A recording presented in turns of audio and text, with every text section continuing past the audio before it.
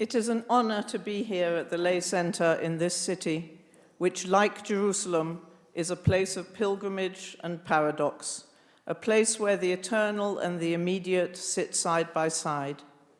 Jerusalem is meant to be the city of peace, and yet all too often it seems to be the epicenter of religious strife and violence. I'm grateful to be sharing this panel here in Rome with courageous voices from across our religious traditions and two people who I've had the honor to work with over the years. In the first week of October 2023, I was in paradise. To be more precise, I spent the week with my husband and children in my brother's beautiful house near Città della Pieve in Umbria. Our flight back to Tel Aviv on Friday, October 6th, was delayed, and we finally arrived home in Jerusalem after midnight. At 6:30 in the morning, we were awakened by the first of many sirens we would experience that day, in a transition that was even more shocking because of the paradise we had just left. By that afternoon, there seemed to be fewer missile attacks, and I felt it was safe to go to my close friend who lives nearby. Her brother lived on Kibbutz Be'eri, right on the border with Gaza, and she had lost touch with him earlier that morning. We spent the afternoon together, trying to work out what had happened to him, his wife, his carer. At a certain point, his phone was answered by someone speaking Arabic, and a Palestinian friend of the family called and messaged his number, trying to make contact, to no avail. Slowly, his phone left all the family WhatsApp groups, and it was obvious that something terrible had happened. But that whole day and the following days were chaotic and confused, and it would take another 2 or 3 weeks for their bodies to be identified and the series of funerals to take place.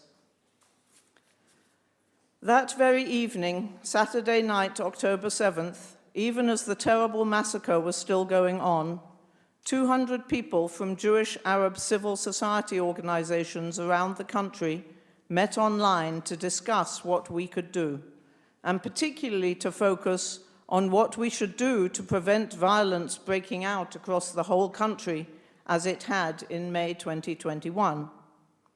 Looking back, we were obviously clueless about the extent of what had taken place and of what was yet to come. But the fact that we jumped straight into action was a source of strength and comfort, and provided a focus for our emergency response that would help us fight off the feelings of despair and hopelessness that threatened to overwhelm us all. These last years have offered many opportunities for such feelings to grow and deepen. Before October 7th, along with many other Israelis, I had been gripped by the fear that the occupation was being turned into an irreversible reality, and that the vestiges of Israel's liberal democracy were being dismantled. On the 7th, and in its immediate aftermath, the focus of the anguish and despair was in solidarity with those murdered, injured, and taken hostage. Where many Israelis and Palestinians could only empathize with the pain of their own side, for some of us it was always clear that our pain was on behalf of everyone. In the 599 days since then, despite the shattering destruction wrought on Gaza by Israel, Jewish society has largely remained locked into that terrible day of October 7th. The fear, pain, and trauma are ongoing, fed by constant stories in the Israeli media focusing on what happened that day, as well as the fate of the Israeli hostages still held by Hamas. The fear and trauma are also fed by the huge increase in blatant anti-Semitism around the world. Obviously, there is overwhelming fear, pain, and trauma on the Palestinian side as well, and for Gazans, the situation is truly unbearable. While there are many different voices and ideologies within Jewish Israeli society, most of them have been solely focused on the prospects for Jewish security and survival. Their sense of Jewish victimhood blots out any ability to empathize with the pain of the other.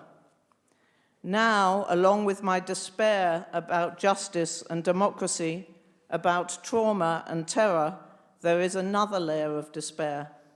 How did Jewish Israelis reach this place where they can largely stand by or condone, let alone actively participate in, the devastation and mass starvation of people in Gaza? As an Israeli Jew, I find it incredibly painful that I have to even ask these questions. But rather than give in to overwhelming despair, I believe we must face up to this grim reality, not excuse it, not even condemn it so that we might feel better about ourselves, but face up to it. I believe this is a moral imperative of the first order. 23 years ago, I was working on an interfaith project in Jerusalem with a clinical psychologist who had himself been injured in a terrorist attack. And we were discussing how survivors of terrorist attacks were given assistance by the state to help them get back to normal functioning. Normal, meaning they could go to work or school, look after their children, get by in their everyday lives. Help was provided to bring these people to a level of normal functioning. But what about the feelings they, or some of them, harbored toward those who had attacked them? Were these feelings to be normalized? Normal hatred didn't need to be treated. It was just normal. But I asked myself, what happens to a society when hatred becomes normal? 2 decades later, that seems all too clear.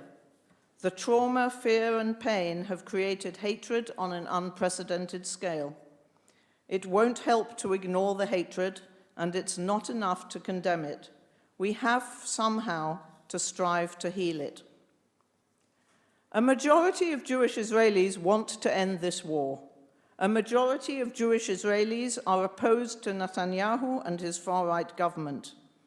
It even seems that there may still be almost 50% of Israeli Jews who would support a comprehensive peace agreement, depending on who proposes it and who backs it.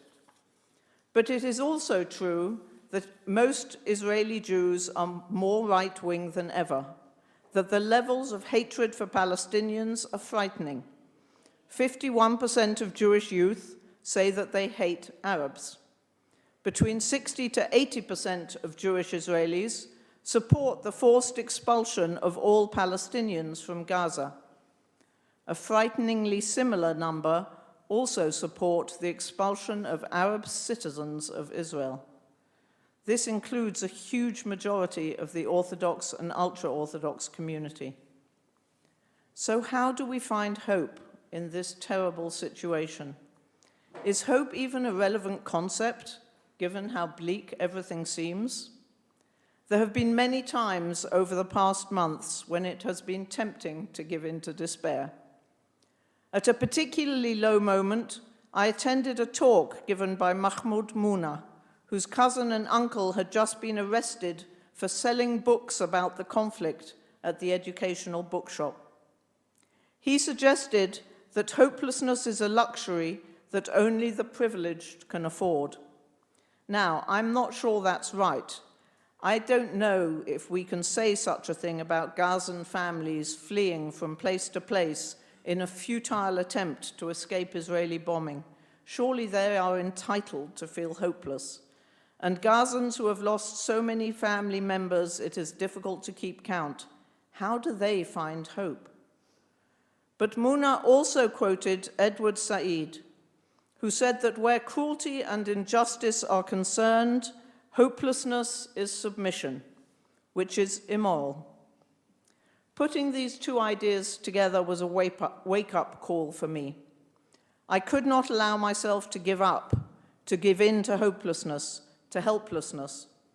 As a person of privilege, I felt and continue to feel a moral duty to keep on going, to refuse to give in to despair, to continue to do whatever I can to change the situation for the better.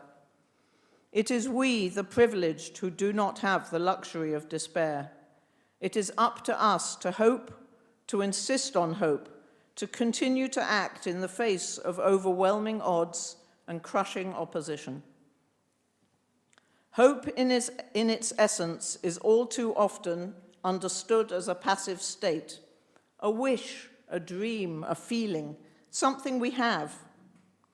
Early on in the war, Safa YOUNES, a peace activist whose parents were murdered on October 7th, said that hope is not a feeling, hope is something you do. That is certainly part of my experience of hope. Even when one does not feel hopeful, one can and perhaps must continue to do hope. Our work at the Rossing Centre, doing whatever we can think of to make a difference, whether organizing emergency food parcels for Palestinian families in East Jerusalem during the first months of the war, or offering emotional support and tools to build resilience for Jewish and Arab teachers so that they can, in turn, offer emotional support and build the resilience of their students, or creating spaces where Jews and Palestinians can meet and talk and understand each other's experiences and points of view.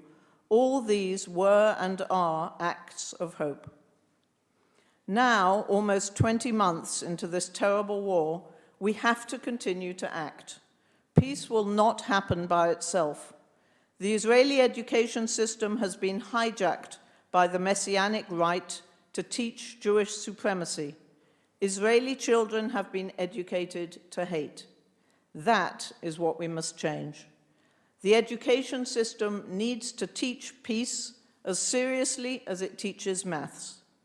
Peace education has been neglected, marginalized, and sometimes even banned from Israeli schools. This must change if we are to have any hope of a better future. It is not a quick fix. It will take years and decades of hard work, but change it we must, because the reality is that Jews and Palestinians have to learn to live together, so we have to teach them. The Rossing Centre is working systemically in the education system. We work with school principals to build comprehensive work plans for peace education in their schools, to take peace education as seriously as maths and sciences. We train the teachers to implement the peace education. We provide curricula for the children. We are part of a coalition of organizations working together, coordinating our work to be more effective, working alongside a few partners from the Ministry of Education, constantly testing and refining our methods for maximum impact. There is a saying sometimes attributed to St. Augustine. No doubt you can tell me if it's true or not. Hope has two beautiful daughters. Their names are anger and courage. Anger at the way things are, and courage to see that they do not remain as they are. But was he, or whoever originally said this, right?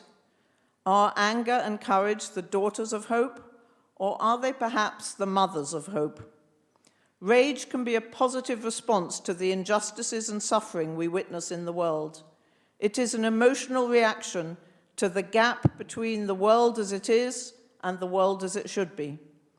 Rage can be destructive, but it can also serve as a catalyst for change.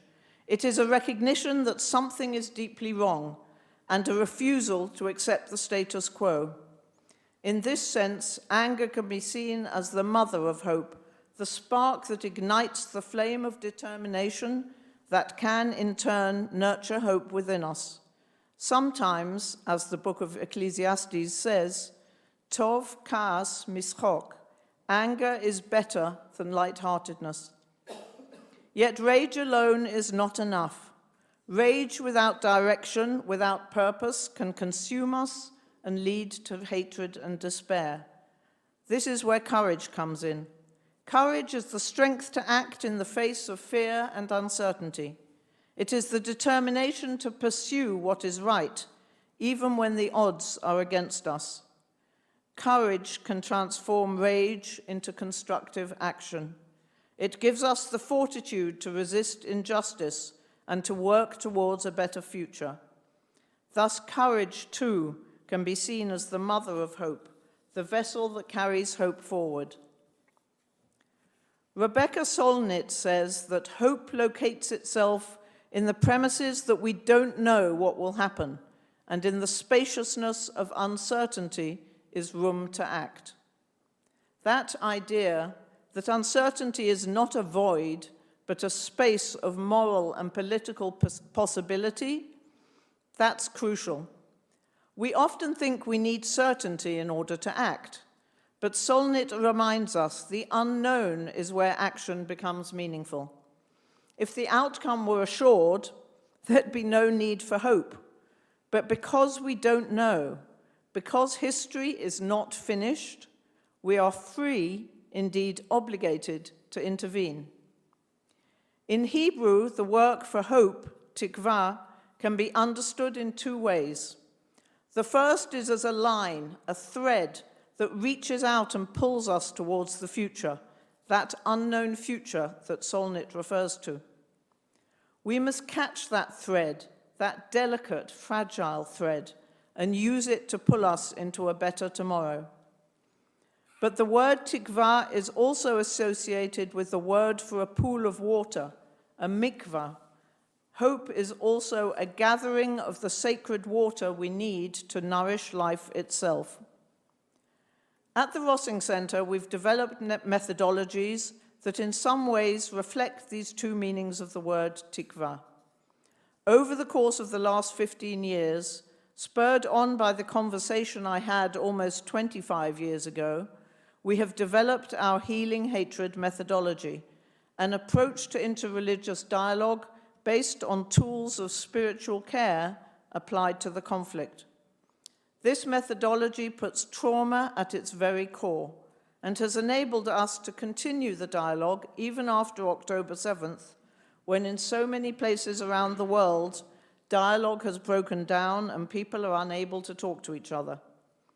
The staff and associates of the Rossing Center, Jews, Christians and Muslims, Israelis and Palestinians, and the methods we have developed have in many ways served as our mikvah, our sacred pool, giving us all strength and determination to carry on working together. We know that Israelis and Palestinians can live together, work together, talk to each other, work out their differences, because we do it ourselves. Even as we see the extremism flourishing around us, we hang on to the sacred space we have created. Another approach we use reflects the tikva that is a fragile thread reaching into the future. Non-linear thinking reminds us that rather than look to the past for how to act, we should look into the future we want to see and then act to make it possible. Too often we base our actions and reactions on past experience, but if we can heal the past, then perhaps we can act in the present to pull ourselves forward along that fragile thread of hope. In contrast to the chilling statistics attributing to the spread of hatred I mentioned before, there are also more encouraging findings. One recent survey found that 2/3 of Israeli youth, both Arabs and Jews, would like there to be better relations between the two national groups. However, only 30% of Jewish youth and 46% of Arab youth believe that change is possible. At the Rossing Center for Education and Dialogue, we have seen firsthand the transformative power of hope. Our work in promoting dialogue and understanding across divides is grounded in the belief that change is possible, that even the most entrenched conflicts can be resolved through empathy, respect, and cooperation. When the universities decided to reopen in January 2024, the challenge seemed immense. How would Israeli students, some carrying automatic weapons, sit in the same classrooms as Palestinian students from East Jerusalem? The Hebrew University of Jerusalem asked us to help work out how to bring everyone back safely. Together, we facilitated a process whereby Jewish and Palestinian faculty, administrative staff, and students helped decide what rules should be in place to reopen the campuses. The dialogue helped create the conditions for students from all backgrounds to come together and resume their university studies. Now we continue the dialogue, creating ongoing opportunities for students to not only study in the same classroom, but talk and listen to each other deeply, using the tools they learn through our Healing Hatred methodology, and then act together to change their reality. We need to show young people that there is a different way, that it is possible, if not easy, to build better relations, relations based on mutual trust, respect, and the desire for equality. One of the challenges we faced this year is the severe restrictions on freedom of expression under the current government. Arabs within Israel feel that they cannot express themselves openly in an atmosphere where even expressing empathy for babies killed in Gaza can be seen as support for terrorist organizations. How then do we create safe space for dialogue? Despite the difficulties, we are determined to continue.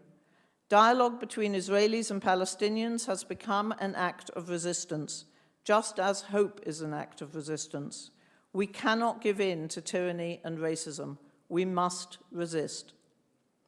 I mentioned before different layers of despair, that our society is losing, or has lost perhaps, its basic values of human decency, that the pain and loss is too great, that we have become desensitized to the humanity of our fellow humans. All these despairs can give rise to another one, that all our efforts are in vain, that we are trying to put out a forest fire with a teacup or even a teaspoon. Some days, I must tell you, that despair takes hold. But then the thread and pool of hope come back into view, and some action of hope demands to be fulfilled. Hope, then, is not a passive state, but an active force. It is the foundation of resistance, the engine of change. It is born of our rage against injustice and our courage to act. And it, in turn, sustains and strengthens these forces. In the face of despair, hope is our most powerful ally. As we move forward, I urge you all to embrace hope as an act of resistance. Let us not shy away from our rage. Let it fuel our desire for change. Let us summon courage. Let it guide our actions. We must stop the war, release the hostages, and commit to a comprehensive peace process that begins with rebuilding Gaza. And let us nurture our hope. Let it sustain us in our journey towards a more just and compassionate world. Thank you.